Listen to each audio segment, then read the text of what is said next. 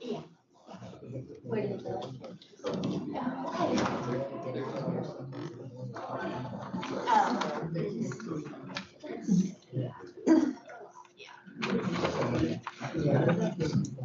Oh, thank you.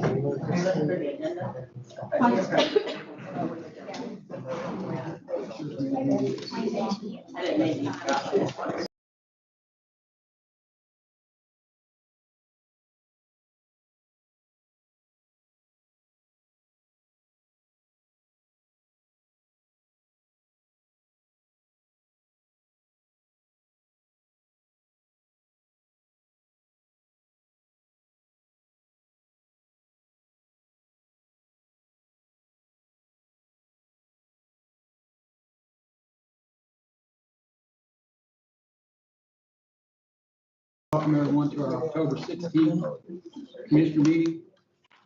There are Title VI forms on the back table. Here to fill one of those out, turn it back in to the auditor's office. We'd all stand for the pledge, followed by prayer. I'd like to ask Sheriff, please, the pledge.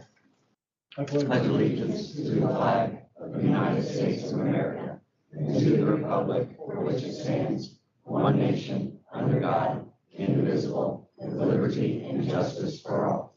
I'd let Reverend Dennis Spear lead us in prayer. Heavenly Father, Lord, we thank you for this day, this morning, this time to meet together to discuss the things of this community, this county. Father, we just pray that you would give these people wisdom, give them discernment, be able to make decisions in accordance with your will that's best for the people of this community. Pray, Father, that you would help them, guide them, give them everything that they need, Father, to be able to do these things this morning during this meeting. We pray all in Jesus' name. Amen. Thank you.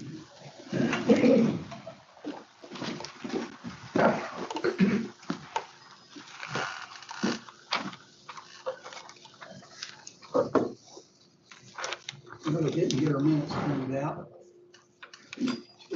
So we'll skip past those claims. Let's look at those.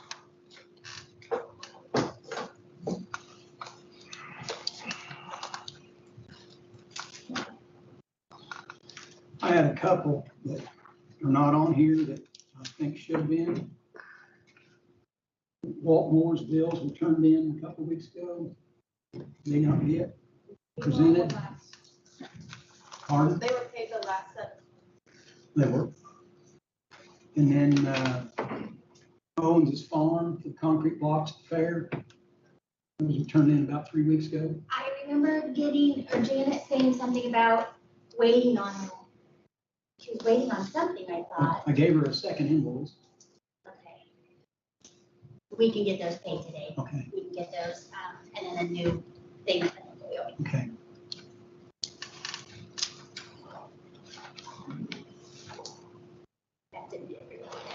Then there was a claim on here from Decatur County Community Corrections.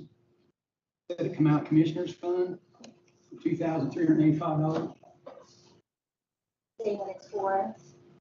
It says fees. James Goodwin fees.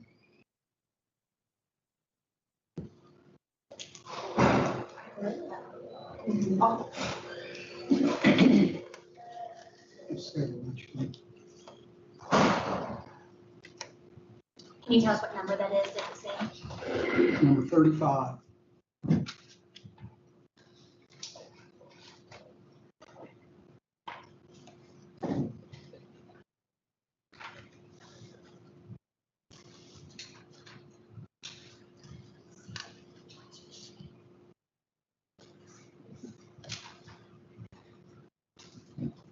And claim number 46 for Coors Heating and Air.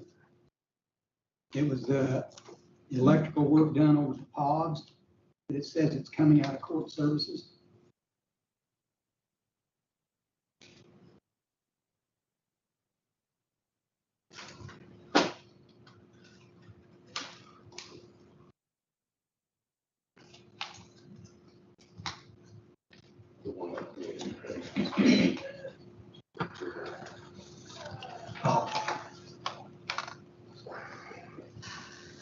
This one should have been paid out of Paul's.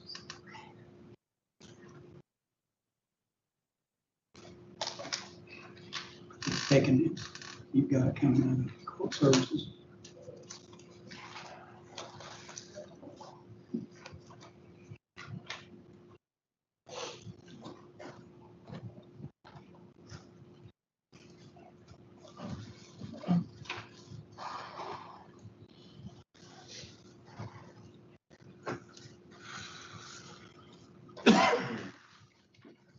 You guys have any? Well, my big concern is the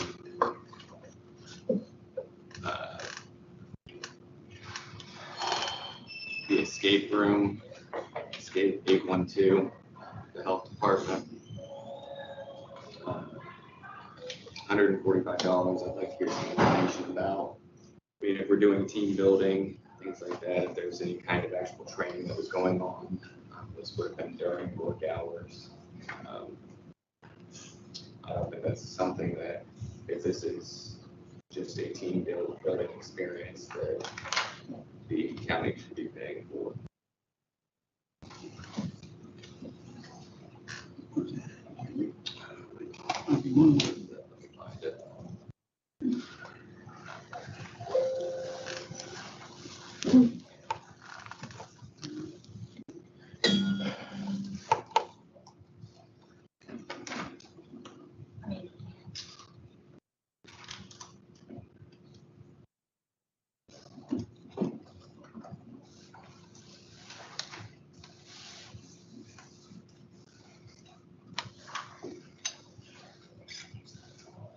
It was in the first financial.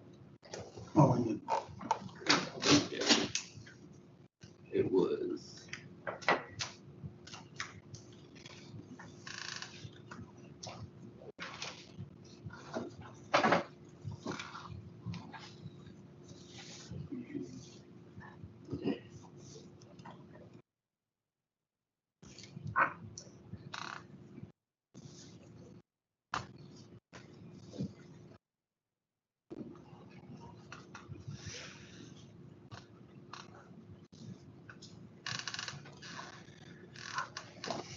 no one here from that quote.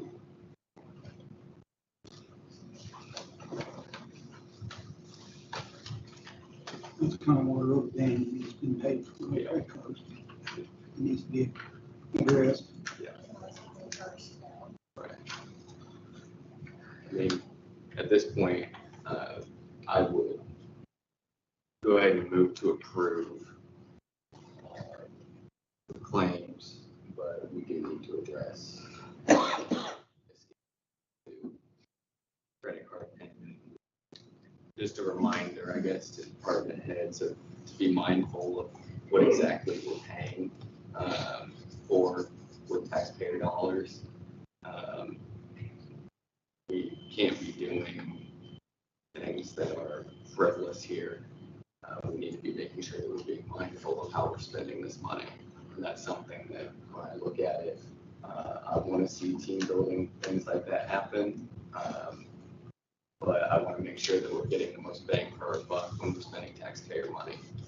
And I don't know if that's really going to fall down into the category where we need to be paying that. Another one here I have highlighted is Debbie Martin's cell and data. Why are we paying secretary's cell and data? Because we have a lot of builders that call in and want to send their plans and send their pictures of their job site, and they all go to her phone. Because they don't know how to do email. I believe the policy says it's cell or data. Doesn't it? Sure how it reads. I don't know, we've always done both. I think it is in there, cell and data, but there's been a question on how the policy is worded. I think for many years, we've been paying the cell and the data, so it equals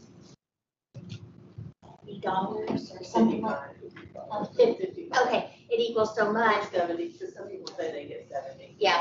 but I think when you read the policy, it breaks it down differently, but the policy's worded to where it's a interpretation. So I think that's one of the things that Patty, you have that marked to kind of start to look into.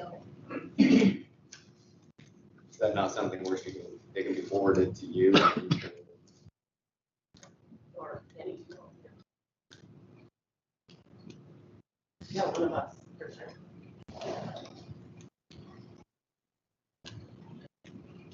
Yeah, because She does a lot of calls on her cell phone. When we text her, when we call board members, like we have a meeting next month, so we'll call all the board members the day of and just make sure we're gonna have a quorum. Well, if she texts them, they respond. If she calls, she gets voicemail and, and it's just so much easier on us. But it's,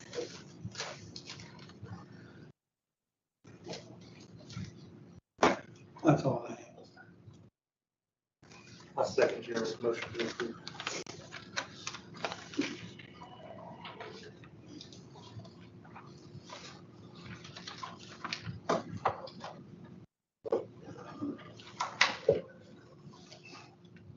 Payroll for Friday the 13th. I'm going to go through payroll. Second.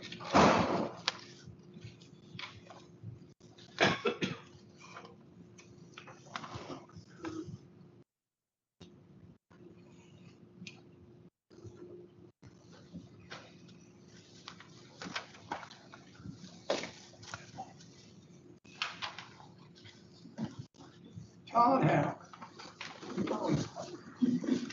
Morning, gentlemen. Bridge 236 by the junior highs, still continuing to move forward. I think we got the embankment board.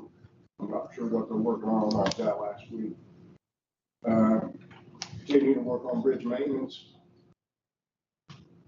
throughout the county. Still mowing, still burning.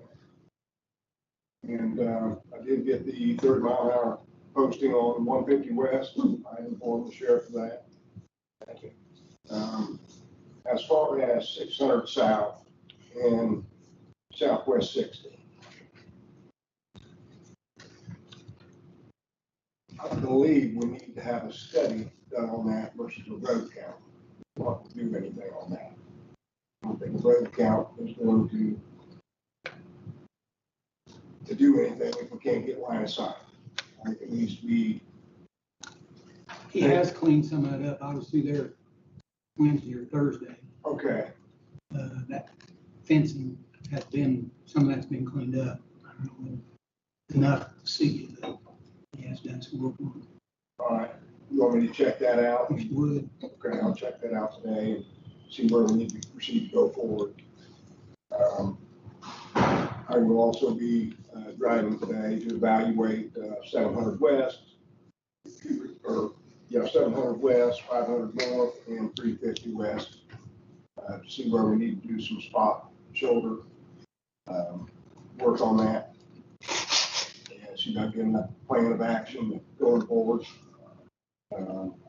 I know I had gone down 500 north or 350 west, but I had been down 700 and right at the curves as you were heading towards Germantown, back south of the church, I had encountered a grain semi and I got off to the side of the road there. I mean, there was a decent 6-8 inch drop off when I was getting down off the road enough for that semi to go around those curves.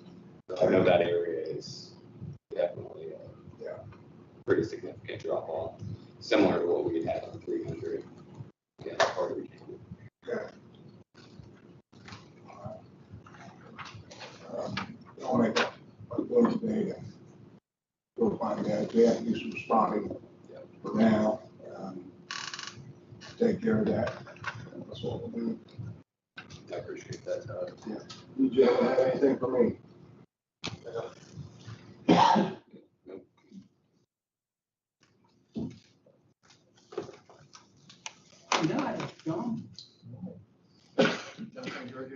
project manager for bridge inventories, and we did a presentation on our findings for the phase 2 of the bridge inventory.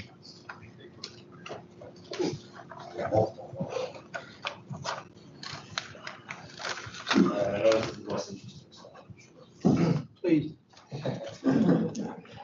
I'm Johnson George with United Consulting. Our firm's under contract to provide inspection services for your county bridge inventory.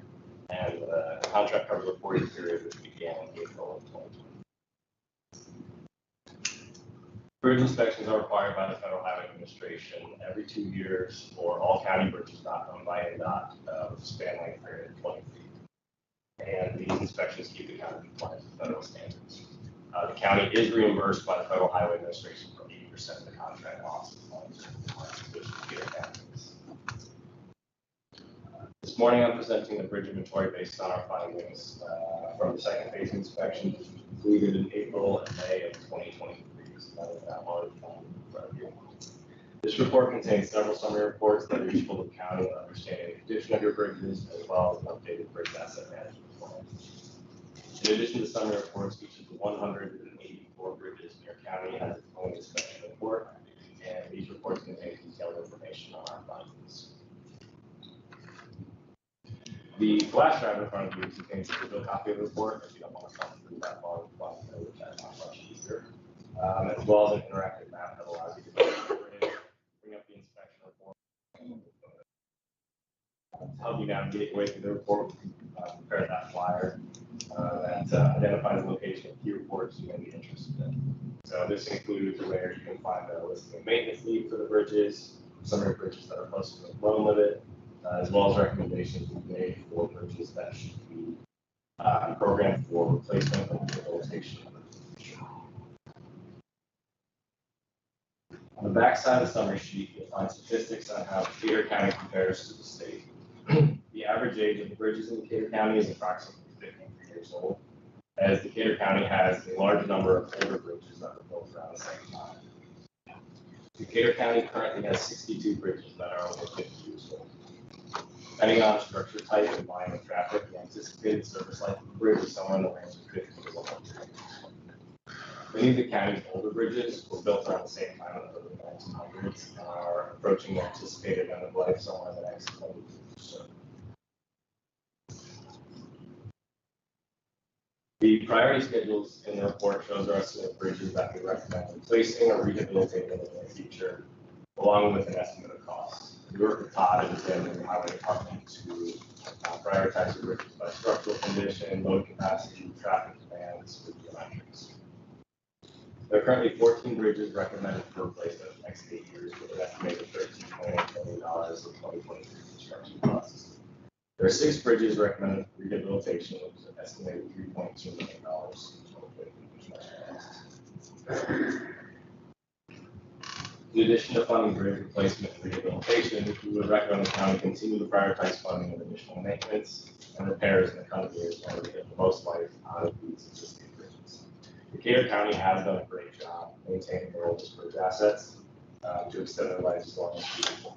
Tim and Todd have performed maintenance on approximately 100 bridges this year, knocking out many of our recommendations. So, major work performed includes concrete patching, epoxy injecting cracks, adding riprap, scour, and adding waterproof membranes on top of the beams to prevent further deterioration. The result of timely bridge maintenance by our highway department is that these older bridges are able to last as long as feasible. Also, Decatur County has 9 bridges that are posted with load restriction, which is 5% of the bridge inventory, compared to the statewide average of 14% posted. So, as old as these bridges are, Tim and Todd are doing a great job maintaining them and keeping them feasible and structurally sound as long as possible. It's been a pleasure to serve Decatur County these past years. This is an extension of your highway department. Keep your bridges in condition for the traveling public.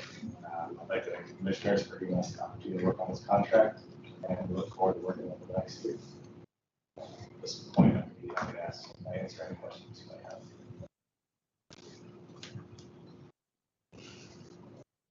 So these guys help you in setting up the schedule of which ones we're gonna hit next or priority bridges? They do. I think we pointed out one that we may possibly go in or get a rate on, but we haven't went any further.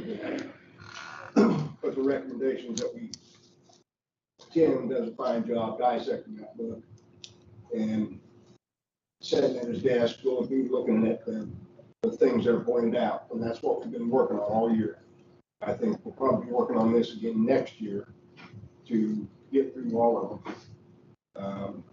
And like you said, it requires epoxy injection, rubber membrane, riprap or scour protection, opening up the opening, silting, and all that kind of stuff. So we've been making progress through the county, but it's time consuming, especially trying to get underneath the bridge.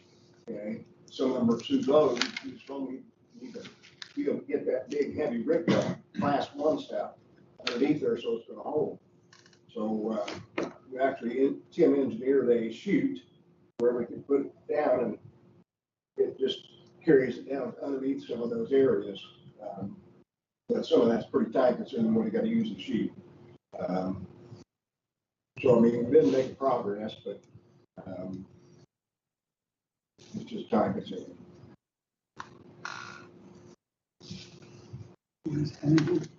No. Thanks, John. Thank you.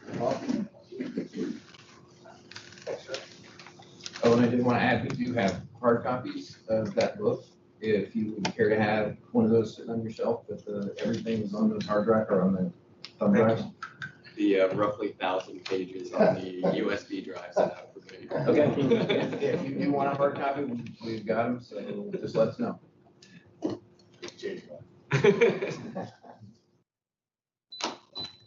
Okay, while we're on the highway department, we have bill for engineering from Strands. It's $8,970 for this month, which is paid by the board. I need to recommend to pass that along to them. I go ahead and move to approve. Second. I concur. Thank you.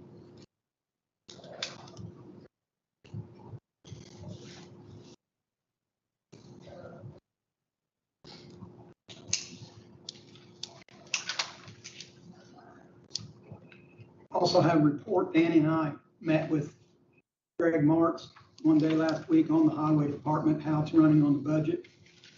Currently, how it stands, we are about all-in cost finish up. We think we're going to be at $205,061, which is about 1.3 million under budget. There is still some things to finish up out there. We hope to be done by Thanksgiving, but the team has done a great job, I think, in watching our spending out there. So, was there any discussion about the interest rate for the?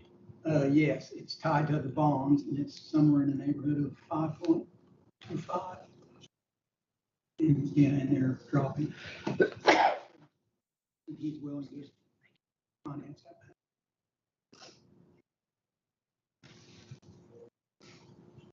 Next up, we have Kenny. Morning, gentlemen. Morning. Since our last meeting, I did 13 building inspections in the 4 days on my vacation. Krista did 23 inspections while I was gone. Total of 36 inspections. We had 13 new building permits, plan reviews, 3 permit renewals. I had 2 rig tags while I was here. Building without a permit, permits were required. I plan on getting out to elected boys for property assessment on cleanup of nuisance properties and unsafe structures that need or required to repair or be removed. And that's all I've got. Anything else with what's been happening down in Kearney? No, I have not re-listened. I was out in Bernie for a kind of open discussion, public meeting. There was some conversation about that a lot of conversation was based in solar, the solar project that's potentially going to that area. But there is, and has been conversation about, I guess we sent 4 or 5 letters out there. There's probably a lot more buildings we need to get out there and just start looking at and going. I'm gonna try to go back out and have a conversation with the community again, so solely focused on cleaning up the community. I have some water drainage issues too that I'm gonna get with Tim and Todd on and find out what was done and kind of what the history of that is, but there's a lot of properties out there that we need to go out and look at and clean up, so there'll be a little more follow-up on that once I get some background information on the water drainage issues and some history with that, and then I'm gonna try to sit down with the community again and see. I know we sold several of the houses out there that were on tax sale, and I believe those houses, the new owners can't do anything with them for a year. I think they can probably clean up the vegetation, but as far as getting rid of the cars and some of that stuff and tearing down the houses, I don't think we can do much with, but I think there's a bigger conversation with some of that stuff out there, so I'm hoping to look at having that conversation and getting with the community to see what the full story is going on out there, but there's quite a few concerns that came to that meeting and addressed their concerns during it, so. Has there been any follow-up on the Smith residence on 950 South? No, I have not. We need to get down and make sure that one is either finished or not. I haven't been back by it either, so. We can get an update on that next time around so we can decide whether or not to go to abatement or not. Okay. That's 850 South? 850, yeah, 850. Smith residence. You sent them a letter, right, Chad? Yes. So that means that's one we brought suit on. Yeah, they sent the letter. They've made pretty big improvements. I had driven by and said that we needed to wait, give them a couple more weeks to see if they finish cleaning up. It's been probably 4 to 6 weeks since we've had any follow-up on it, so. Okay. We need to get down and make sure it got finished, not. Or else take it. Yeah. Turn it over to the judge, okay? Sounds good. I'll do it. Anything else for Kenny? No, thank you, Kenny. Sheriff? Good morning. Morning. The only thing I have this morning is the requesting the ordinance and the work-release monies. Teresa's been in conversation with State Board of Accounts from August through September. We believe this is the correct way to do that, so we're just seeking your approval on that. Chris, do you have a number to put on this? 24, I believe. 24, yes, I checked it earlier. 2023-24. Yes, So the money will be retained by the sheriff's department to be used for training and supplies, correct? Equipment, yes. I read over it last night. I don't have any questions. I don't either. I'd move to approve. Second. Concur. Thank you.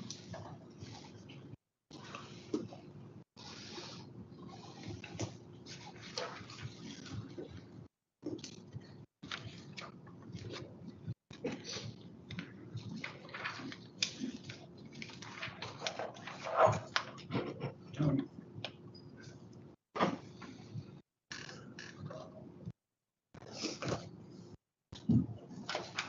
So,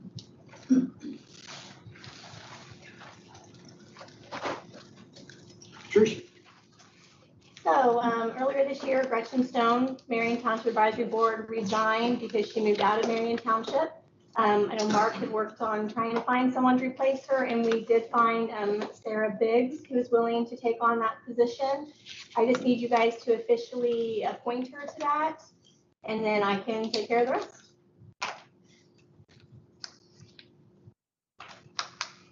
I'd like to have a motion to appoint Sarah Biggs to the Marion Township Advisory Board.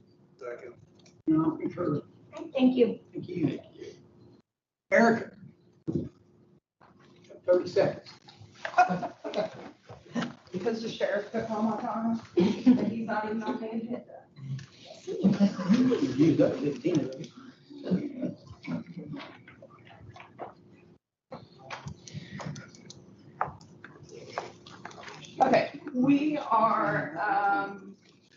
asking to restructure administration and dispatch. That front page is what we currently have. It's pretty much just a straight up chain of command. All 14 dispatchers answer to one supervisor. Then the supervisor follows up with the assistant director follows up with me. It's creating a little bit of a me versus them when it comes to the worker bees, because all of the positive, negative, any accolades, any discipline come across through my desk, because I've always kept my administrative staff removed from that, because everyone below me still works the console as peers with the dispatchers and needs to the schedule. We are, I don't really want to say this out loud, but we are currently full staff, and as we have more people, it removes the necessity for administration to sit the console as much. So the second page is what we are asking to restructure. First and foremost, it will take 14 dispatchers answering to one supervisor, and it will split that down more into appropriate span of control, which is typically 3 to 7, with 5 being ideal employees that any one person oversees. So I've taken the assistant director out of the chain of command. None of the people below her would report directly to her, only because she currently handles everything with the IDACs, which is both at the courts and the courthouse, plus 4 law enforcement agencies. So warrant entry, warrant validation, item entry, item validation. She told me the other day, just this month alone, she had to validate 63 warrants.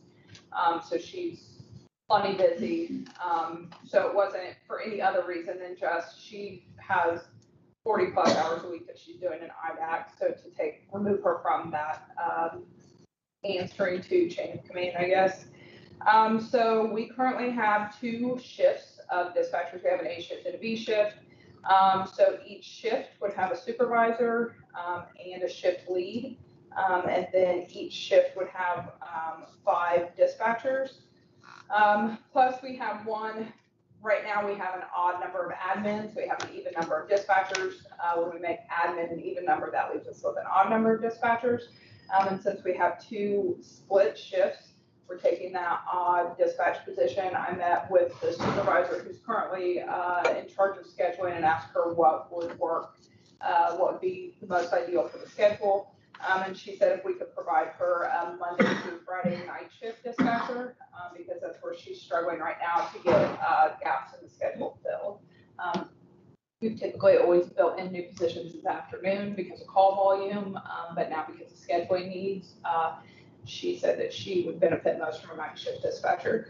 So that one random dispatcher would also fall under the A shift leadership, only because it makes our dispatchers an even number when we split it up this way. I've also listed on there, I guess I should have said first and foremost, we are not asking for any money. We are going to, I would like to start the supervisor position November 5th or 6th, that Monday, I believe, just so that it hits on a new pay period. And we are going to self-fund the supervisor position through the end of the year. And then since 2024's budgets are already all but done, and we didn't really start moving on this quick enough, we are going to self-fund the entire year for next year as well, out of our cash balance that stays with us because we're a non-reverting fund. And also because we want to make sure that this is something that's going to work out in our department before we ask for it to actually be a part of the budget. We're basing it off of the way law enforcement kind of structures their rank. So we want to make sure that that's going to work in a dispatch setting before we just add these positions and ask that they be funded. So I have that cash balance because of being a non-reverting fund, which is the city's already paid their half, the county's already paid their half, so nobody has to figure out any money or anything like that. So we would self-fund the A shift supervisor through the end of the year. And then starting January 1, we would like those shift lead positions to start, and we would self-fund both shift lead positions and that extra supervisor for all of 2024. And then assuming that that accomplishes what we would like it to accomplish in the center, then we would include it as part of the budget that we come with it for 2025. Any questions? Couple. Okay. So you had opened with being the one that primarily had to handle, discipline, corrective type action, with the direct chain of command there. Looking at the structure here, while it's branched out differently because there's now two separate, where you have termed here shift supervisors. It's technically the same thing though, right? Sure. So responsibilities would also shift a little bit. So those shift leads would be the direct, what is currently in the center, the veteran dispatcher does by default. That shift lead would become a part of. So it would be more constructive criticism, redirection in the moment, mistakes that are made that they are sitting in the center when it happens, correcting those. Versus it coming down the line later not being as beneficial. They would be more of the positive reinforcement, and then any kind of discipline would start at the supervisor level.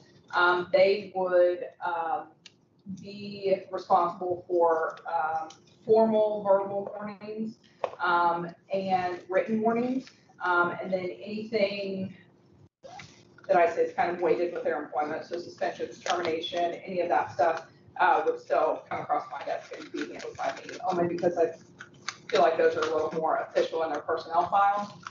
So I want to make sure that it's signed by me and handled by me versus anybody below me. Do those types of, like the actions that you were saying that the shift supervisor would be taking, if we were to agree with this new hierarchy, does it not start now with the supervisor? It does not. So anytime there is any kind of issue in the center, I have them send me their formal documentation of what's going on. And then I put together what group offense it is according to county policy, what group offense it is according to our policy, where that falls in the disciplinary scheme. And I handle all that on my end. Just because I've always had it set up that because they have to work beside them as a peer, I didn't want it to be as detrimental maybe to that relationship. But now we're incentivizing people wanting to make the center better and wanting the job to be done correctly versus sitting in the center and knowing they don't really have any investment into if things are done right or not because they're coming in and working their shift and going home. Where kind of pushing some of that, even positive reinforcement down, allows them to want to make those corrections as they see them occur, so that the center is better for the community and public. Is this going to necessitate a change in your handbook to reflect the hierarchy, the chain? We already have the supervisor job description in our handbook, so I would not need a new job description for that. The supervisor positions are salaried positions. I just ran my report and Leanne's report the other day. Leanne has 25 years of experience. She should be working about 65 to 70% of the year. And since we made these positions salaried, when I ran her report the other day, I think she's worked like 95% of her hours so far. So it's definitely, we wanted to make sure it was beneficial to have these positions salaried because of the expectation of the position. So the supervisor, no, it shouldn't change anything. I will need to come up with a job description for the shift. And I would probably have to go back in and change mostly the complaint process, who they report to, because if this is approved, once we push it down, we also want chain of command to be followed. So if somebody from A shift comes directly to me, which there will always be the capability for them to come to me if it's something that is not appropriate to run through the chain of command, anything criminal that needs to be dealt with right away, those kind of things. But if somebody from A shift comes to me because one of their days off got denied and they're mad about it, then I would send them back down to handle that appropriately through their chain of command, just to reinforce that we are following the chain of command, which also is some of the outcome of the what was set up as the salary study packets, was having a formal way to make complaints that will now parallel be enforced according to the policy that we already had in place. So The last thing I have, sorry guys, my only concern here is if you're jetting off to Jamaica for 2 weeks. I wish. And with taking Leanne out of the chain of command, my only concern is if something major does happen. We've seen something here in the last year that required immediate attention from you. My only concern with taking the assistant director out of that chain of command for emergency type situations is if you're gone for an extended period of time, this is going to be left on shift supervisors to handle something major. So she's out for the day-to-day operations, but in policy, in her job description, it describes that in my absence or the director's absence, that position fulfills those needs when necessary. But if I'm in Jamaica and it's another situation from this year, somebody better call me and let me Zoom from Jamaica to handle it, so. You've answered my question. Okay.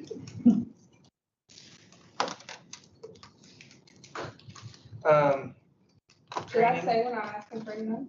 Yes. Okay. Training, just, making sure that the shift leads and the leadership training, not just work training. Sure. So I am, these are all going to be acronyms that don't apply, but I am CNCP certified through NINA, which is Center Management certified. I'm ENP certified, which is Emergency Number certified. It's a small percentage. I want to say like 10% of the 911 directors nationwide are certified ENPs. So I fulfill as much of those as possible. I also have required up to this point that everyone below me be trained to my level, with the exception of that EMP certification.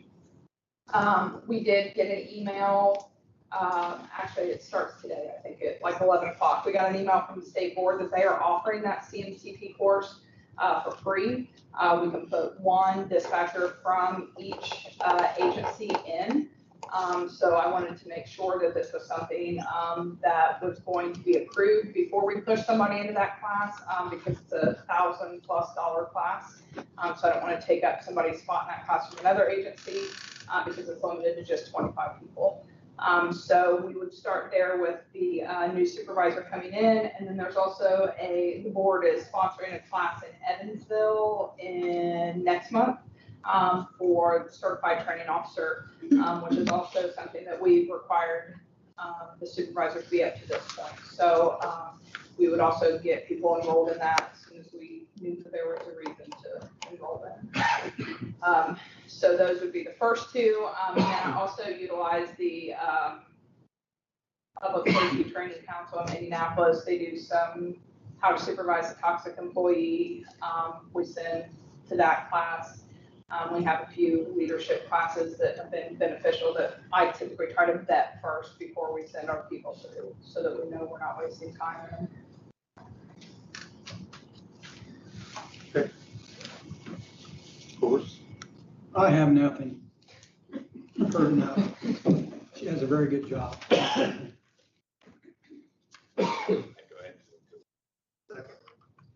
I will concur. I also am not on the agenda for this, so I'm not asking for any money.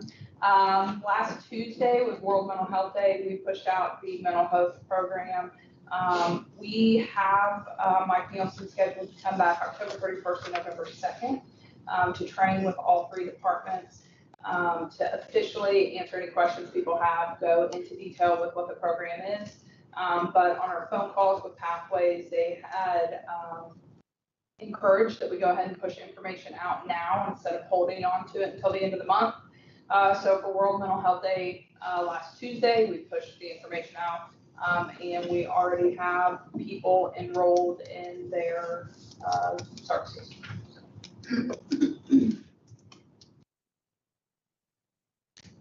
Thank you. No problem. Next up, we have fair recap. What I have is a fairgrounds improvement expense list. In capital improvement at the fair this year, we spent $82,059.92. An additional $28,085 was donated time and materials. Our utilities from January through September were $24,886.41. Janet being gone last week, this was all lumped in one thing, so I had to pull these out, which I think was fair to do capital improvements such as the commercial building. We did new lighting and interior insulation. The livestock building, we added LED lighting. Also got the exhaust fan up and going. We added 3 of the dumpster ramps for mulch to be loaded into the dumpsters. Bought a tractor and loader, finish mower, set of pallet forks. The pagoda had new glass put in it from Kramer Glass. Had a new hydrant put in at the corner of the rabbit poultry barn. Nick Chambers donated time and labor to put that hydrant in. We bought some new parking signs and stands. Dave Geis installed new water heater, hauling supplies for some water heater repairs and whatnot. We did buy concrete blocks from Owens Farm. Some other things, asphalt, Globe Asphalt donated the livestock barn asphalt and all the track filling at the fairgrounds. I'll try to have an actual fair thing for our next meeting. Next up, we have the Best Way vacate on County Road 280 East. Sure, back when we did this, they were to pave the road, build a cul-de-sac, pave cul-de-sac on 280, and pave 100 south from 421 to 46, which they have done, performed all their requests by the commissioners. We need to approve that vacate today. And Todd, you've seen these roads, you've inspected them, they're to the quality standards that you would have required. Yes. I know that, I remember, it would have been last fall sometime before I was sworn in, I remember sitting through those meetings, that this was all the expectation for the road closure to happen. I'd go ahead and make that motion. Listen. I'm going to ordinance number. 25 would be the next one. 23. Did we not give an ordinance last year? No, just so the way we did this is we held the public hearing, we met all the requirements of doing this, but we put a condition, the conditions you mentioned on signing the ordinance in a memorandum of understanding. So that is what we entered into back in the fall, and that's now been completed. Okay, so it's ordinance 2023-25.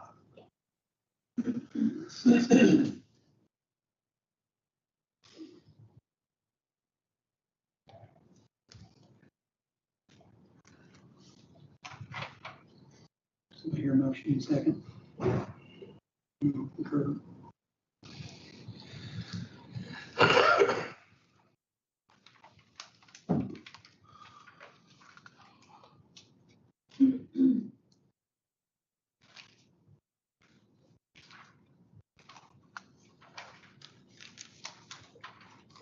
Mark, is there a tipping fee that goes with that? That's to be discussed, yes. I think we've talked with Mark about instituting that, and we'll meet with him. Probably institute January 1, which will help. That money will go into an account to help pay for the upkeep of the road surrounding the playing field, basically 200. Yeah. Next up, we have county logos, vehicles and clothing. Jeremy. We had received one bid on all of the signs for the logo on the vehicles. The price here is shown for each of the different styles that's available. No other bid was received. So at this point, we can accept or reject if you want. And they look And reasonable so, from our yeah, standpoint, what we pay. so this is for the ability to go and replace any old individual logos, individual department logos on vehicles, to use the new county logo, on all county-owned vehicles, excluding like sheriff's department or other emergency use vehicles, so that we actually have a uniformed logo for all of the vehicles that are going to be out in the community. And that total number, $714. Yeah, but, I mean, And they that's, go off the that's, guidelines. yes, that's correct. listed. So we'll want to get that out to the department heads if it's so approved, accepted. Any questions on that? Motion to approve Malden signs bid. I'd make that motion. I'll second. Concur. And then we had also gotten, we had requested bids for logo apparel. We had gotten bids from Baker Design and Era Screen Printing. I'd gone through and put the pricing and all of the item numbers and the product description into a spreadsheet and emailed it to you guys. Both companies were waiving setup fees. Both companies stated as requested by the request for bid that they are able to host an online order service. And then the prices are there available for your guys' review.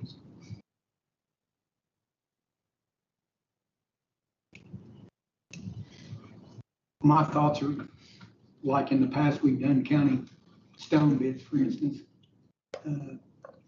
These bids are really, really close together, and I would suggest we approve both of them and leave it up to the department head to shop. And some items are a little higher on one side, and some items are a little higher on the other side, depending on what you're looking at. I would suggest we approve both vendors, depending on what department head you're looking for. Anybody? I don't see anybody here from Baker.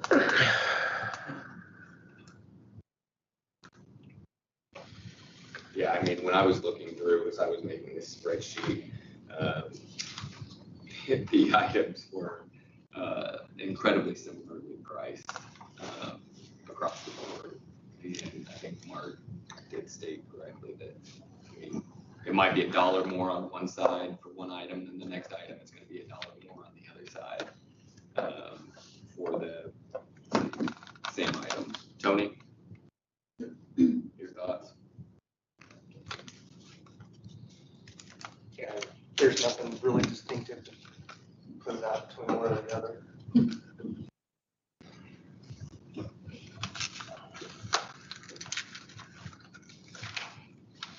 I think I like Mark's motion. Wasn't a motion. Not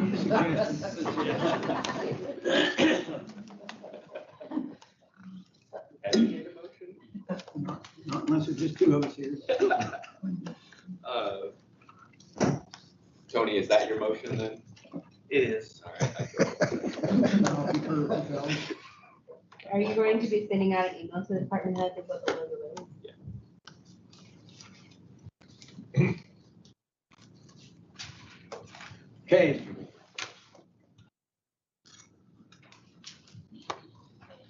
Next up, the present future use of the highway department that we have.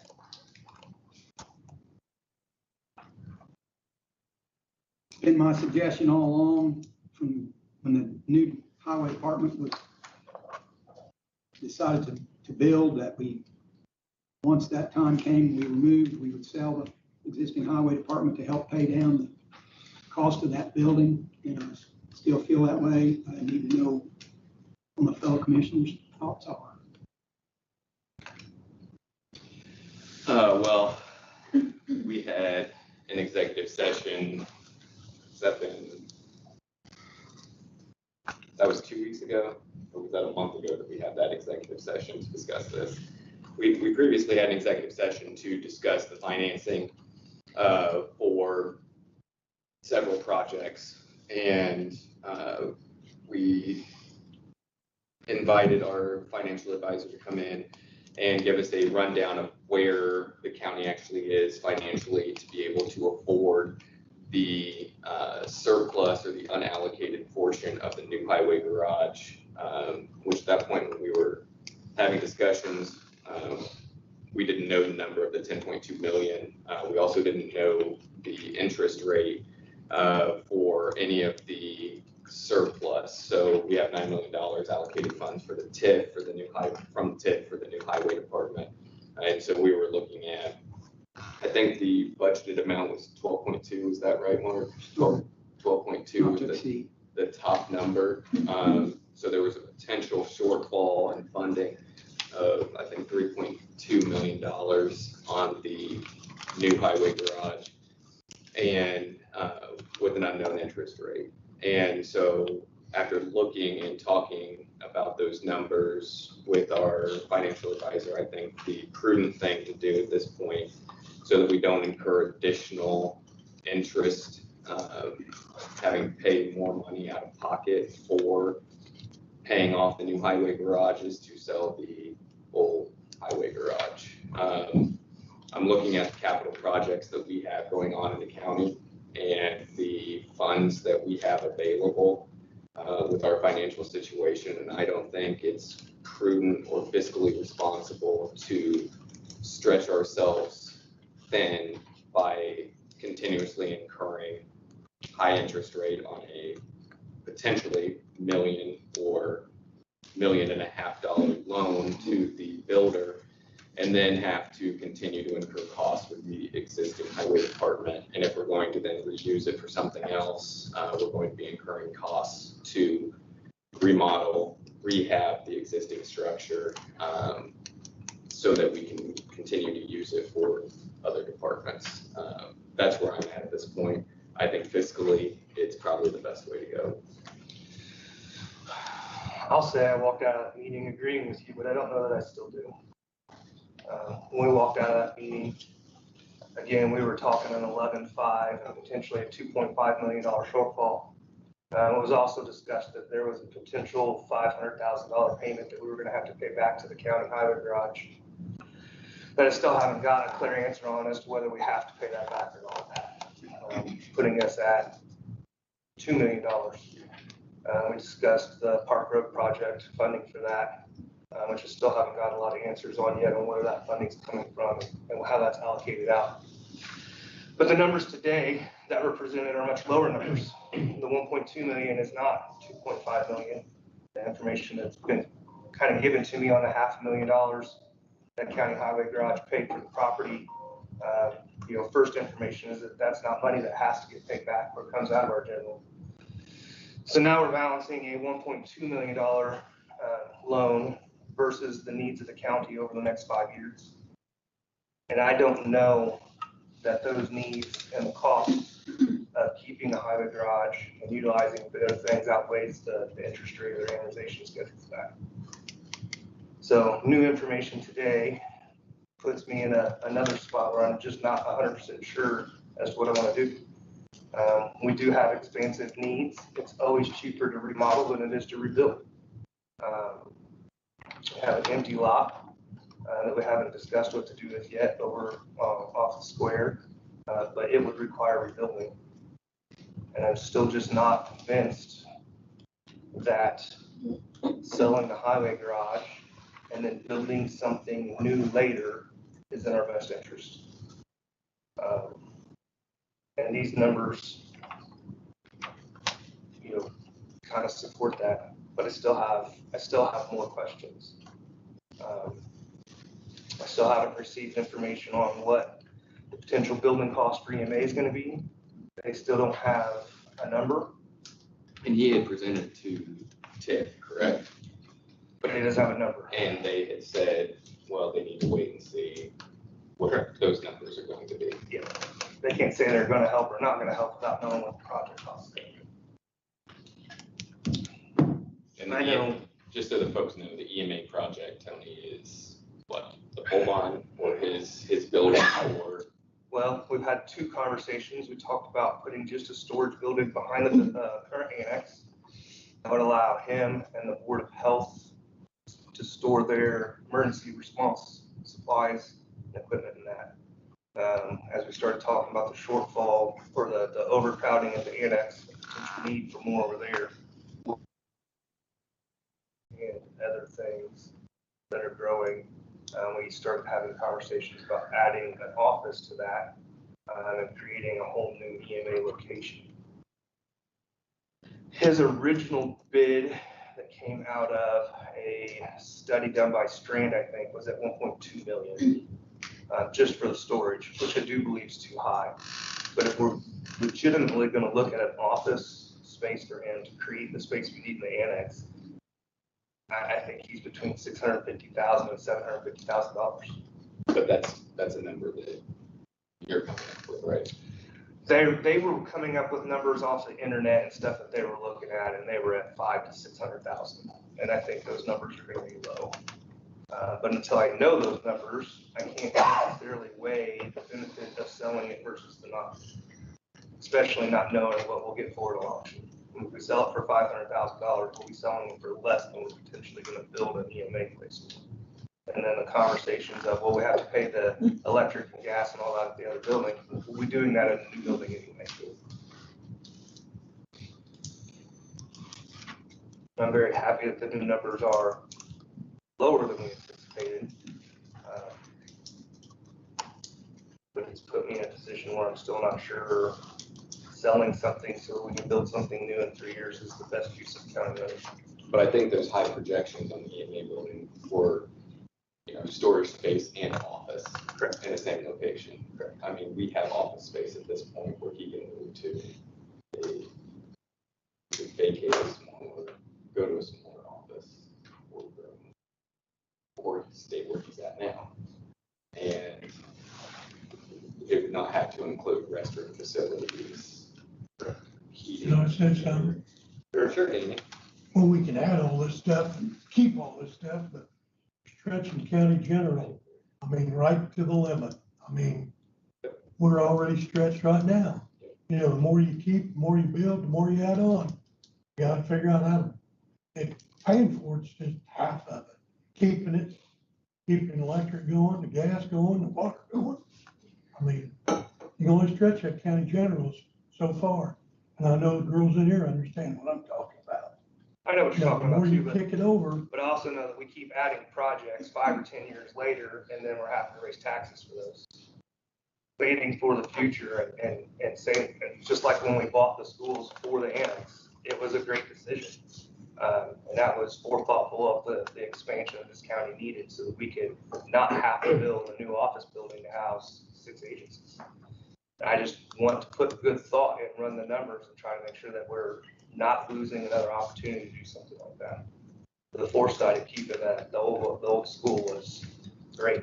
It's done this county, saved this county millions of dollars, not having to build something new.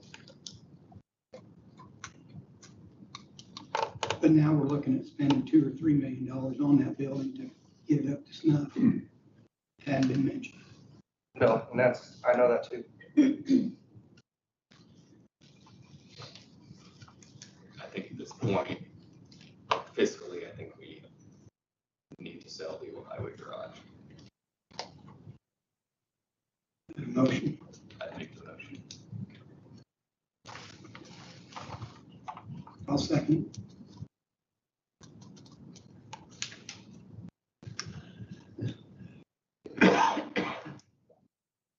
We can put a reserve on the highway department. So that it doesn't go up for anything. I mean, And it's going at auction. yes, that's the quickest and by law. Otherwise, we have to get appraisals and it has to meet the average of 3 appraisals.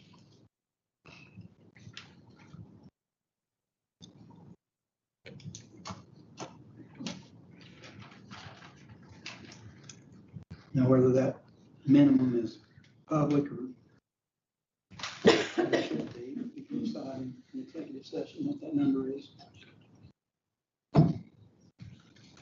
Up next, Verigy. During the same, I think it was the same executive session we had discussed, we had Rick Anderson from Verigy here from before I was named as a commissioner, presenting about renovation project out at the annex. And we had recently gotten numbers for what the project was actually going to cost. And so during that executive session, we were discussing our financial advisor, how do we pay for it? And at the end of the day, I don't see a way in which we can pay for it at this point in time, given the information that Danny knows and that Danny was just speaking to about where we are fiscally as a county. I don't see how we pay for that project at this point in time.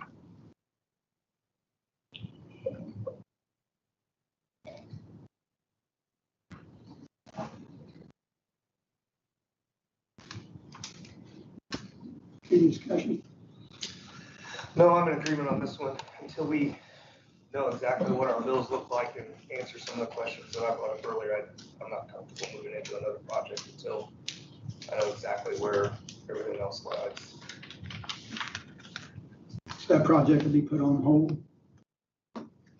Rick, I do want to say I appreciate the effort that you and your colleagues who have put into this.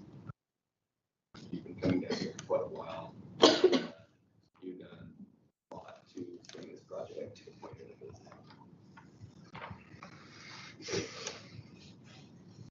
Hey, Mark, I think to clear the slate on this, since we actually put this out for public quotes and bids, right? Or the request for quotes. And I think under the statute and just kind of clear the slate, you probably need to make a motion to either accept bids or reject bids. Clear the slate, reject all bidders. And terminate the project for now, and then you can start fresh when the project comes back around. Guys, do you agree with that? I do. I'd make that motion then. Second, to reject all bids.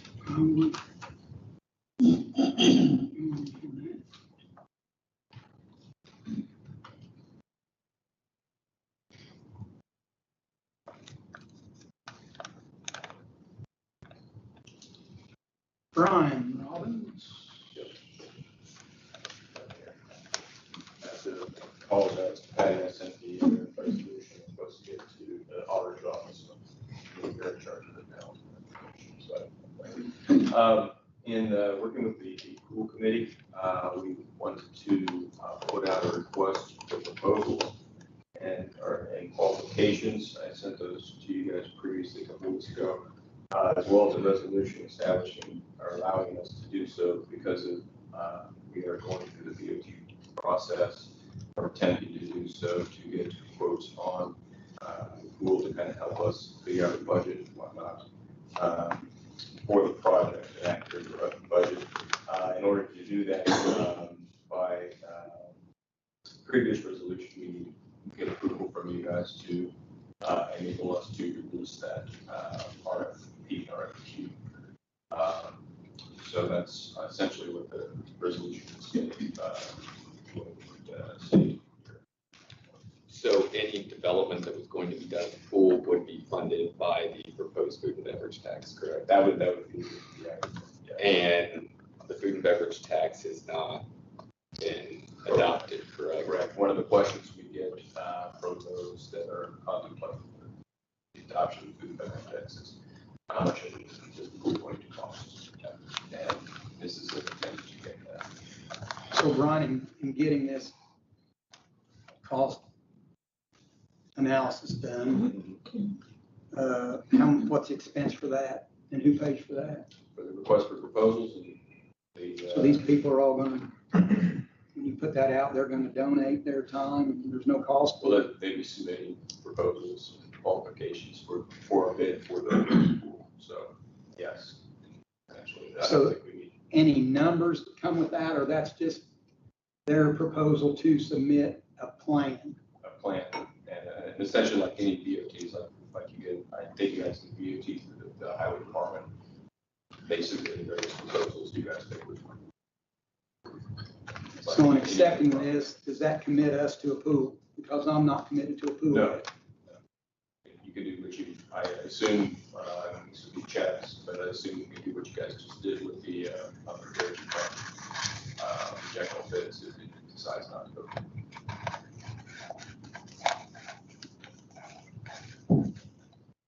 That's my biggest concern as well.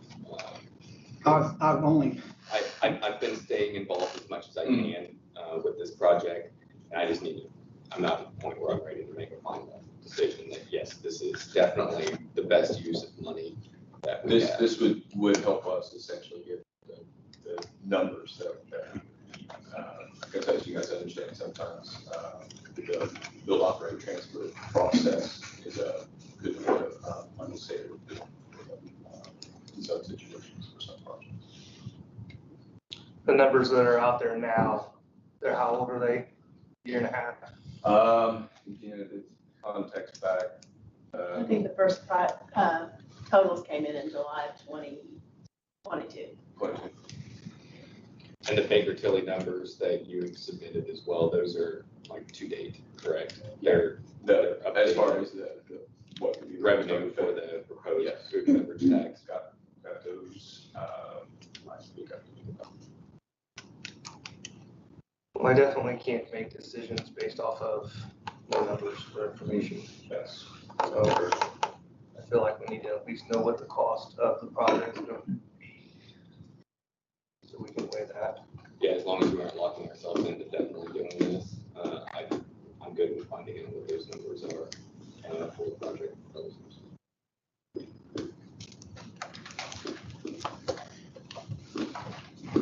guess we need a motion to allow this to take place. I'll make the motion. I'll second. I would concur. As far as the resolution. 2023-26. Can I just contact you for a copy? I don't have a copy of it from them to sign. Do you have a copy? Lynn? Sorry about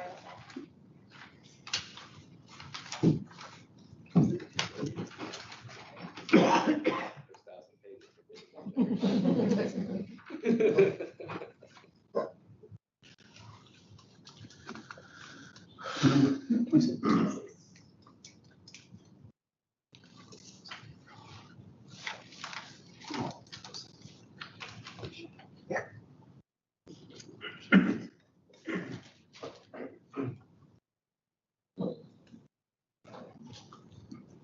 This one's for the Parks Board to sign. Doesn't say anything about the commission. Make a difference? They have the Parks Board now. Okay. Parks Board.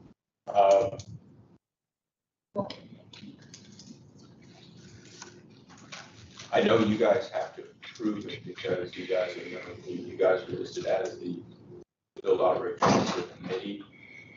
I don't know if I would assume it's a resolution. I guess you guys have to get you the right one to sign. Had you sent us one for them to sign? Well, that's the Or one the only one? that's the one that was prepared for me, and I realized that it's. Yeah, this says Parks. Indiana Parks Board and Recreation. Does it say on behalf of commissioners? You know, where does it say anything about commissioners? Whereas the county commissioner of Decatur County previously adopted provisions of Indiana Code and resolutions to pursue. Yeah. That's the BOT. But the rest of this all says Parks Board. Passed and adopted by the Decatur County Parks Board of Recreation, 18th day of September 2023. Okay. Well, we'll need to get that updated then. You want that?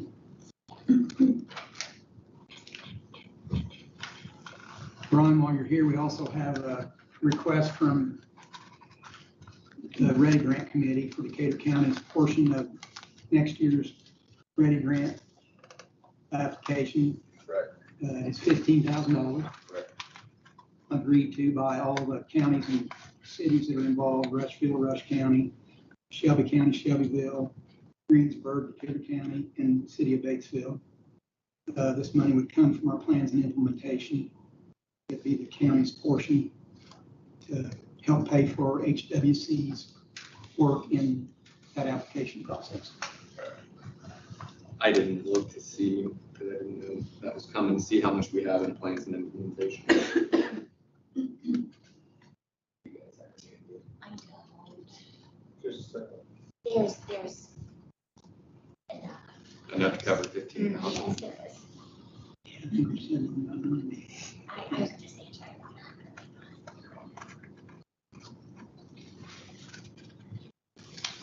that. Last application, I think it was 16,428 for last, was it for the last for the first round. We contributed $16,428.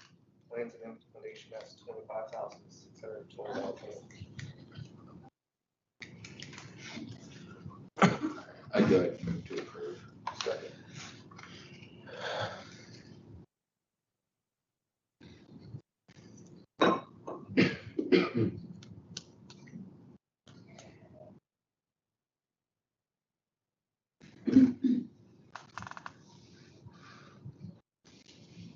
But I just, give you an invoice for that, or how would you? Does he have one? Did you have an invoice or you need to still need Yeah, one? okay.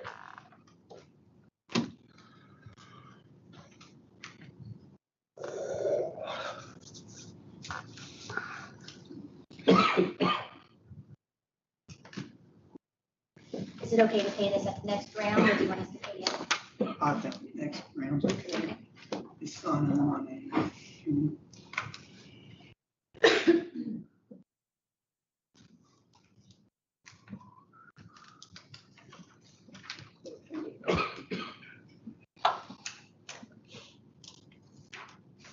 Anything else, Ron? From the EDC side, actually a lot of focus on ready plan for that. We requested a date, I believe it's January 16th, the state to come down and visit. We are going to work on what projects for the region, what projects we're going to be submitting on behalf of the region, and organizing focus groups, particularly focusing on entrepreneurship and childcare. We're going to have some others as well. So look for some invites in that respect. From the economic development side, we should be having some economic development agreements coming for you guys soon. I hope today, but I'm not the wrong person on that. But they will be coming in the coming months. Also preparing for our Japan trip that we're driving with the southern Indian region. Economic development groups. I'm going to have an event for local employers that are of Japanese ownership over there, thanking them for their investments in our community and such for opportunity for them to expand. If you guys have any questions on any other projects or anything like coming down the pipe, please don't hesitate. Thank you, Brandon. Thank you. Next, action, we had an executive session on September 29th of a disciplinary action in the county. Need a vote to approve this disciplinary action. I can approve. Second.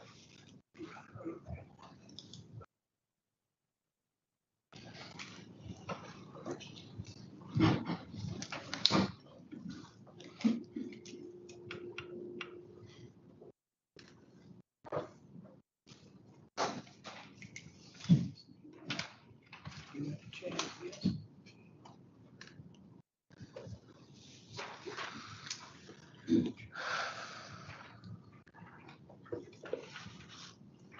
Next up on the agenda, work from home policy. Patty?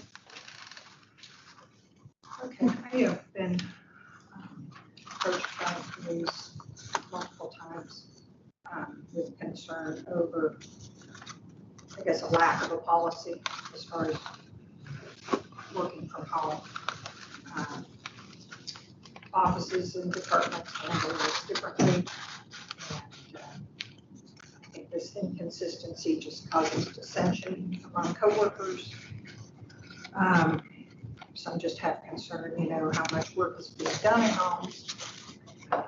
Is this, again, a good use of taxpayer money? And, since COVID, they have felt that things are different now, so should we even have a work from home policy?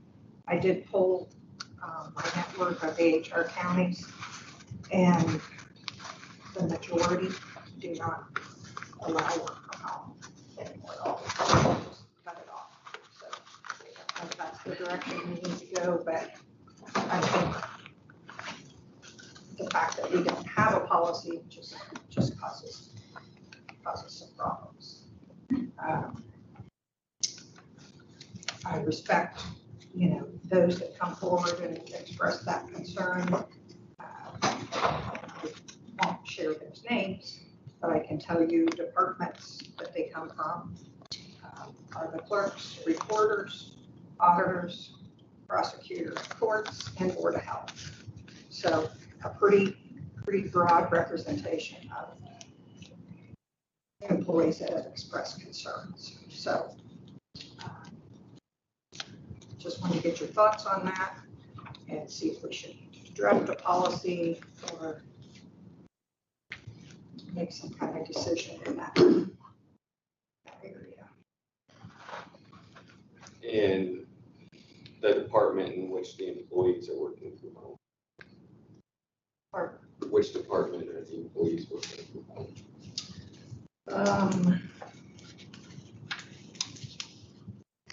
Clerks, prosecutors, courts, and Board of Health, I believe. I have one.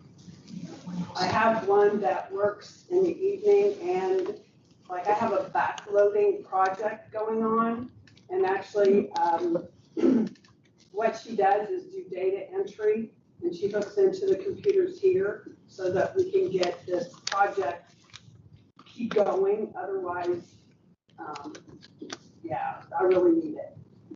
She does it at home at night. Do you have a way of tracking her time? She gives me a weekly time sheet that says when she starts, when she stops, if she stops to eat supper, it comes back on and off. I have it all tracked.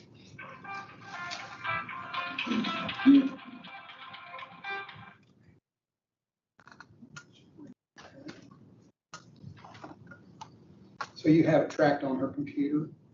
She gives me a time sheet that tells me when she starts and when she stops. Each My night. question was, can you track it by the computer? I would be able to, I can track it through CSI, through the company that we have. I can show, or it'll show how much that she's done in a day's time. But she works in my office during the day, so it will just show the extra,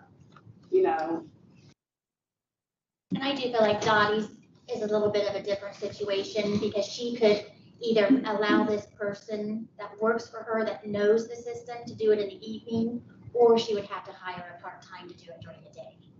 So hers is a little different than these others. Janet, you're here. Do you have any? It's not all the time. It's just occasionally as needed. As needed because they can't be in the office, or there's extra work that they are doing? No, it is not extra work. It's work during the day that, as an example, someone had COVID a couple weeks ago.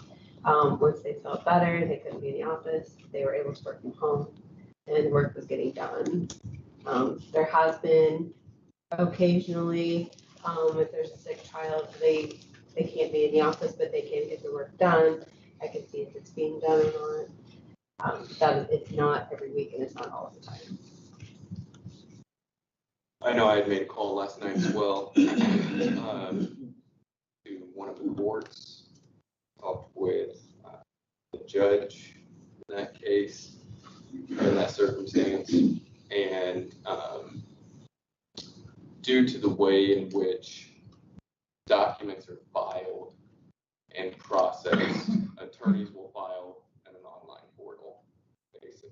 and they then go to the court staff processes them, puts them in the judge's queue, the judge does what the judge needs to do as far as any orders. He then resubmits it back to the court staff for the final processing. And so the judge indicated that he can actually tell that work is getting done for those individuals who are working from home. I would also note that when it comes to the prosecutor's office and the courts, they are different from the other departments because those entities are technically the judicial circuit. While they may be kind of paid, they are separate entities.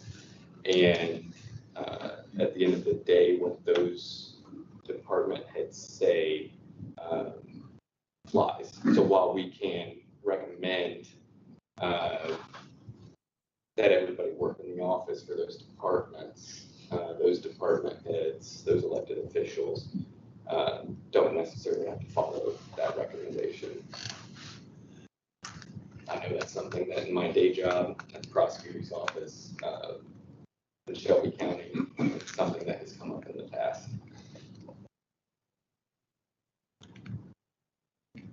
I'll have to trust your judgment on that. Concerns at the health department. I've had some complaints over there about the person that's been working from home not being there, used up all their sick time, and now they're working from home, not feeling well. I think if they're getting a county check, they need to be in the office working or not be paid. This job is pertinent. Getting some things done over there. We're behind on septic approval area. So I just think it needs to be stated, paying somebody, they need to get their job done, and we need to find somebody to do that job. That's not necessarily a work from home issue. I mean, that's one employee in one department having an issue. I think. But she says she's working from home. But if the department head tells you that they're not getting the job done, I think the idea that you have to be in the office from 8 to 4, 8 to 5 or whatever is outdated. And it would limit my ability to hire somebody. I have a part-time person who works from home 1 day a week. If I told her she had to be in the office, I'd lose her. When the public has to come in and fill out an application to get a septic. And that's a specific position that I think you can say. You can't go to her house and get it. Right. I don't think you need an across-the-board policy though to get rid of work from home because one position is not getting the job done. Patty, are the complaints that you're receiving, are they from employees that are working in the same department as the person that they're complaining on, or are they from people in other departments complaining about what people in other departments are doing? I mean, I'm comfortable with making the recommendation that everybody should be, the presumptive position is that you should be in the office. I'm comfortable with that. So with COVID falling out, when kids can go back to school, when kids can't go to school, and there are a lot of daycare and regulations from the state on if your kid runs 100.9 temperature, they have to go home. If they've had any medicine to keep that down, they can't go to daycare. A lot of the same rules with schools, creating very difficult times for people to have their children taken care of, even when they're not sick or they're capable of getting things from home. I know that with my wife running a daycare. The slightest little thing, if they have to go, the state of Indiana regulates out. And if the state shows up for an inspection, which they do quite often, and there's a sick kid there, even if it's from a toothache, they're gone. And I've had that same exact thing, Tony, with my daughter at daycare. It wasn't with the kids, it was actually with the teachers, where they were then short-staffed in that particular room. Right. And my boss has allowed me to work from home on like one particular afternoon where my wife and I were splitting the time there.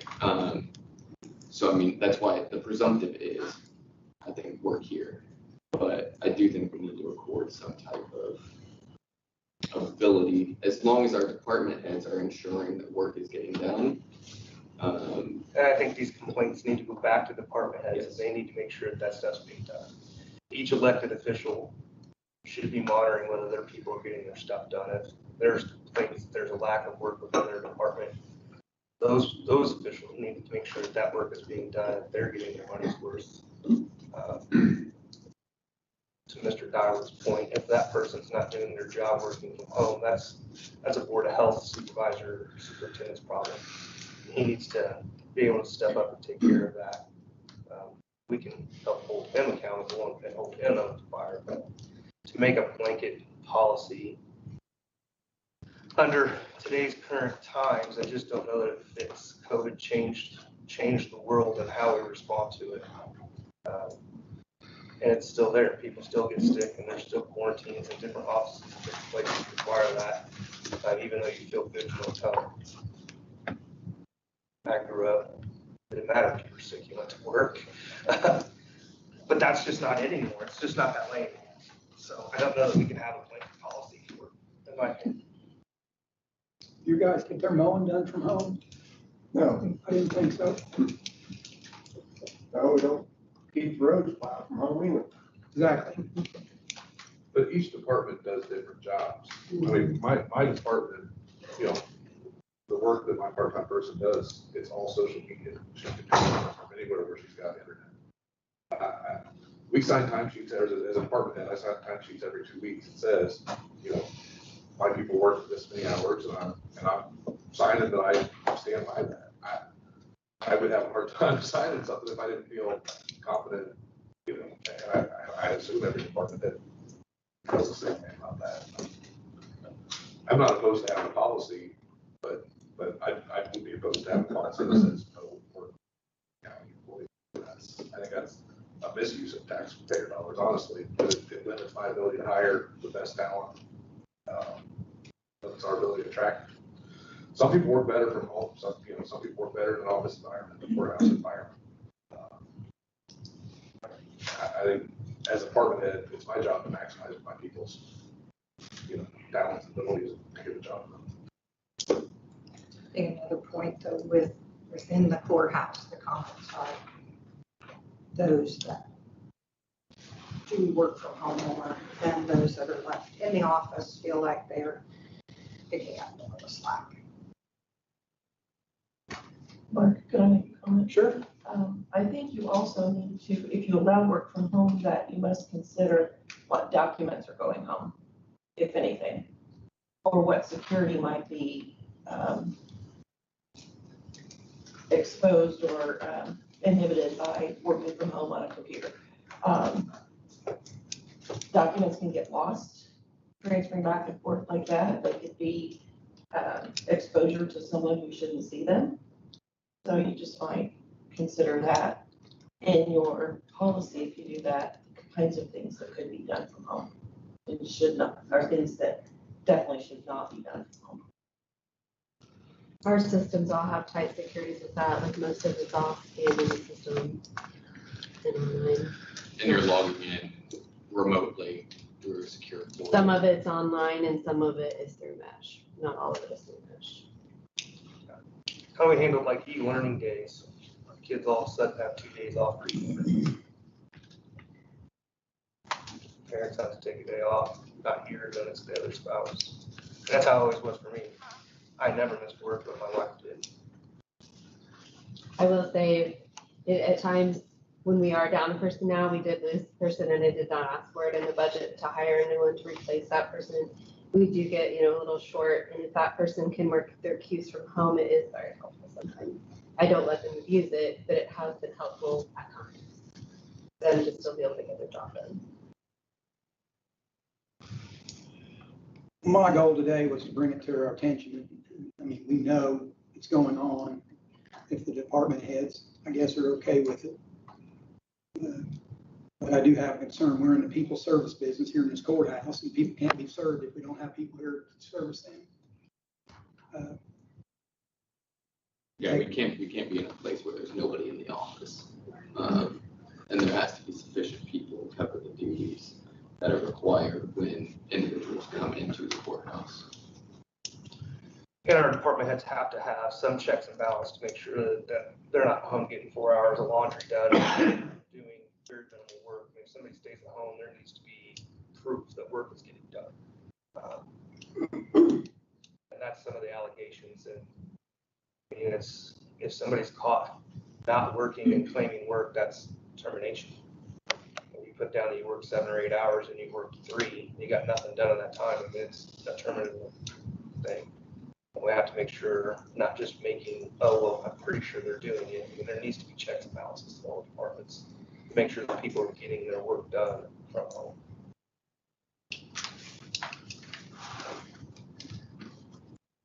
Would it be beneficial for you guys if I started putting that on the payroll approval? How many hours are working from home? Just so you can kind of track the little You can line. track it. Let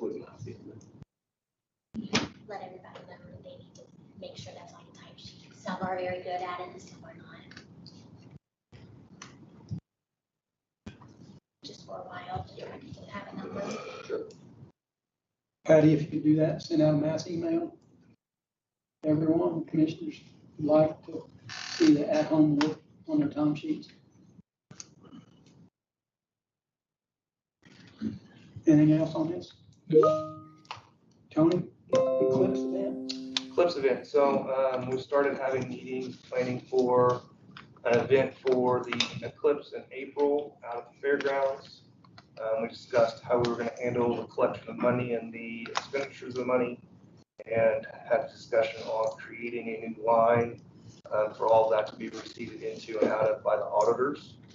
So I wanted to bring that up so we could have that discussion at this commissioner meeting and decide how we wanted to handle that. Sounds like we could very much well start receiving money very quickly. So I think anything on the fairground side of County Road happens there needs to go into the fair account. I mean, it's fairgrounds, I mean, they set that up for rentals and whatever, so any income will come into the fairgrounds account, be line item, just like she does when the treasurer receipts this. You know, what it was for, and expenses could come out of fairgrounds. I mean, I think that's the easiest way to track it. instead of creating something new, just do it. Yeah, because it's a one-time, once-in-a-lifetime event. Under the fairgrounds fund. Mhm. It's easy enough. Because the utilities is gonna come out of that fairgrounds. I mean, all the electric and the water that they use, or whatever goes on out there. And the discussion so far on that event planning is that there is going to be RV camper parking that's going to be available at the fairgrounds. There's going to be primitive tent camping availability, options with and without electric. So there will be price variances for primitive camping on if you're going to be tapping into the electrical or not. What was it, 55 RV camper locations? This is a joint venture between the county, Power to Pass, and 4-H, where the county is looking to recoup expenses, and then proceeds are going to be split between those other organizations. There will be food trucks that will be there for the weekend of this eclipse. There's looking for a way to get people to the fairgrounds and keep them there during this event so that we can control traffic a little bit. Flea market, Power Pass was gonna put on some demonstrations. The small tractor show. Yeah, small tractor show, looking for petting zoos, stuff like that kind of things to make it a very family-oriented event. Bring people out for the weekend and control the traffic for the solar eclipse conversation. Christie, I think the folks from Power to Pass who are recruiting vendors, food trucks, and flea market, all those, would they have those vendors they could check out to just Decatur County? Treasure. Okay. That I had another question came up. And then a memo for solar eclipse a weekend or whatever, and then they'll know. Or, well, is it solar eclipse or the fairgrounds? How's that? Solar eclipse, Okay. you want it to be, because we're taking just the money for the fairgrounds, right? That location, so we know it's gonna go into the fairgrounds fund for the solar eclipse. So what kind of expenses are you foreseeing that you need to extra? Right now, I'm not sure. Got a bid out for the petting zoo to see what he'll charge for the weekend. We're still discussing whether we're gonna put them in a building potentially. Cards where we're gonna charge to get into that or not, or let parking be basically the parking and vendor fees be the main source of income and let it be free flow, or whether each individual events are gonna have charge to that. We're talking about having a band. Yeah. Expenses will be, electric and water. Insurance is the only other conversation I'll have any experience with for that. Kevin, we'll have to get you some insurance slips that they'll have to sign or provide. And that's what, at the meeting last week, all of the vendors, anyone else setting up would have to have the same type of statement of insurance that we used during the fair. And we were modeling the parking agreements and the other vendor agreements off of what we've done with the fair and combining it with what Power of the Past has done. So that we can actually try to have a successful event. I've got an idea of doing like bounce houses and stuff, but there's not any real companies that come in and set those up and fund them. Lots of vendors where we'd be able to have them out there as vendors, but then we would have to carry the insurance for that to the county. So got to figure out what that cost would be if we decide to go that way.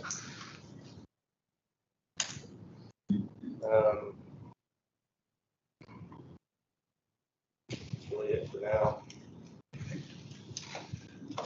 Anything else? The crowd. Yes, but Yes, as Washington Township update for you, we have, as of today, will be complete with the cleanup and the demolition of properties owned by Washington Township at Lake Roquois.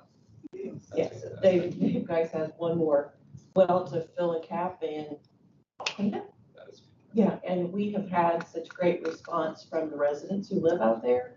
Of course, you come in with a lot of stuff and equipment and make a bunch of noise. Y'all want to know what's going on. So Andy Allen has done the work and has, as he says, made a lot of friends. It's been really great. They've been very receptive to the work being done. Glad it was being cleaned up. And some of the structures we knew people were living in them or around them. So it's just good to have it done, and they look really nice. Just all back down to dirt level and everything.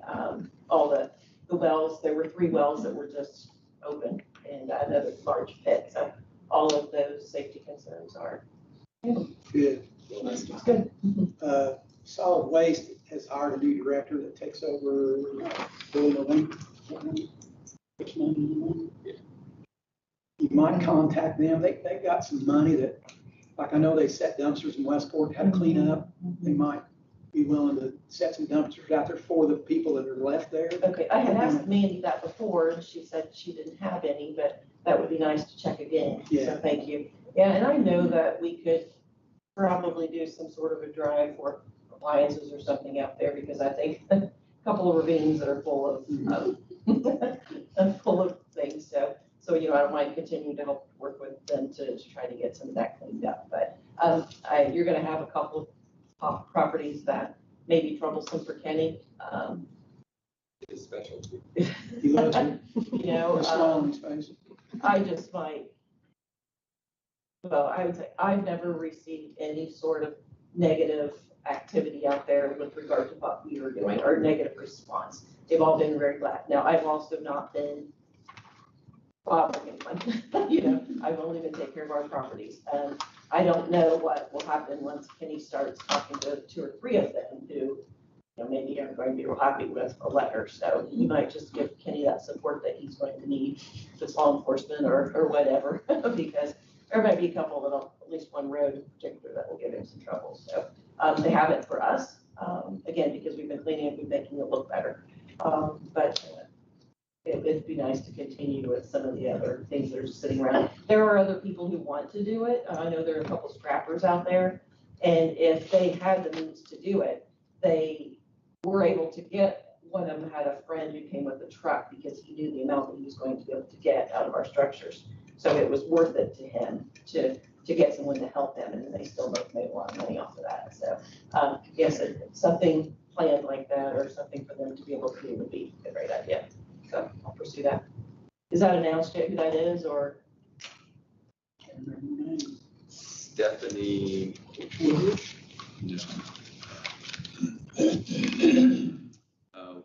Westbrook. Westbrook. Well, same phone number, so I'll give her a call. Thanks, guys. Dawn, you have anything? Yes, to piggyback off of the Eclipse conversation, the chamber is working on bringing Ivy Tech Community College out of Columbus to town, hopefully November the 6th, which is a Monday, for a lunch and learn style presentation on how to best prepare for the eclipse from the standpoint of small business as well as our larger industries. So we have a lot of questions around, just typical business questions. Should I close for the day? Should I stay open? Do I need more toilet paper? Should I be serving alcohol? Just the whole run of the mill from the business standpoint. So they are preparing a presentation for us. We've got Donna Zeg, and I hope I'm pronouncing that correctly. I believe she is a Decatur County original, who is the department chair and associate professor of business at Ivy Tech. And then Charlie Pride Jr., who is the instructor of accounting at Ivy Tech, will be coming to present. And I just have to lock in that date, so I'm not quite sure on that yet. Hopefully by the end of the day today, I'll have confirmation that it will be November the 6th, but that will be free and open to the public. There will be a limit just for spacing capacity. We plan to record that presentation and then have it on our Facebook and our YouTube channels as well for people who cannot make the time frame. But hopefully that will present some sort of a support for our local businesses on how to best handle that day.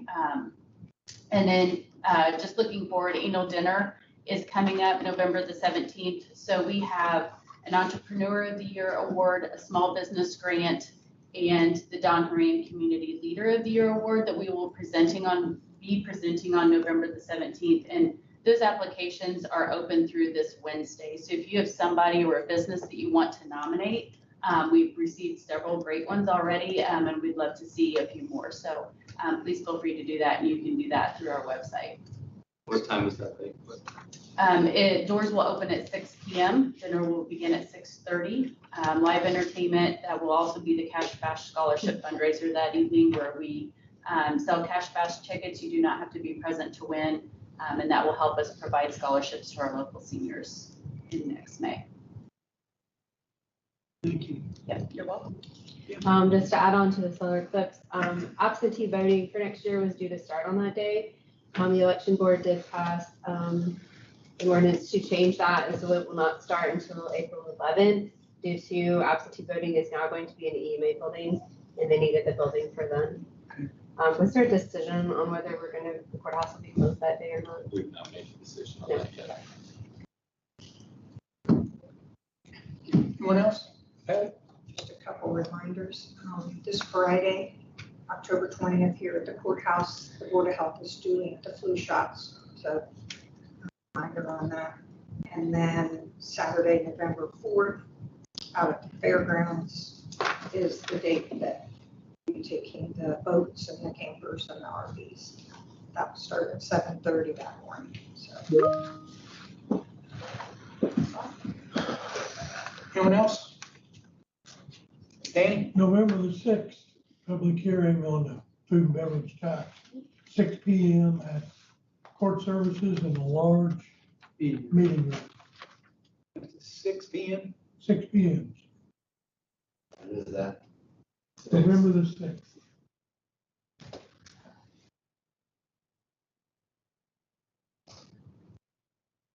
Anyone else? I missed anything? Long, big old laundry list. Motion recess? So moved. Second. Thank you all.